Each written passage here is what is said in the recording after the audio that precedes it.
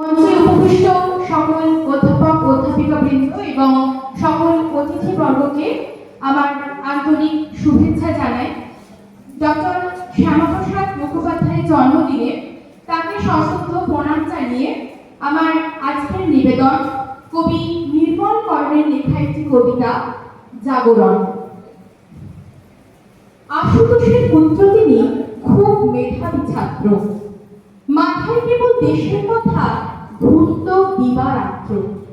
দেশ দরদি শিক্ষা প্রতি স্বপ্ন ছিল উচ্চ, পদের মোহ বিলাসিতা তার কাছে সব তুচ্ছ। দেশের হৃদয় ছুঁতে গেলে চাই ত্যাগ ও তিতিক্ষা, স্বদেশ প্রেমের মন্ত্র পেতে তার কাছে দীক্ষা। বঙ্গভূমি আজ ভারতে আমরা করি বড়াই, এই বঙ্গের জন্য ছিল প্রাণপণ তার লড়াই।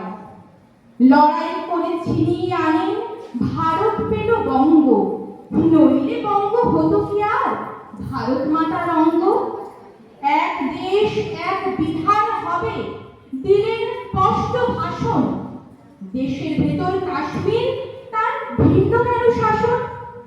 দিয়ে গেছেন ভরসা সাহস মানবতার স্পর্শ, তার চেতনা ছাড়িয়ে গেছে সুদূর আলোক বর্ষ।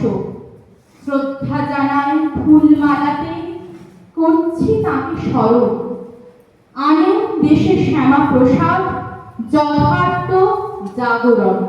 ধন্যবাদ।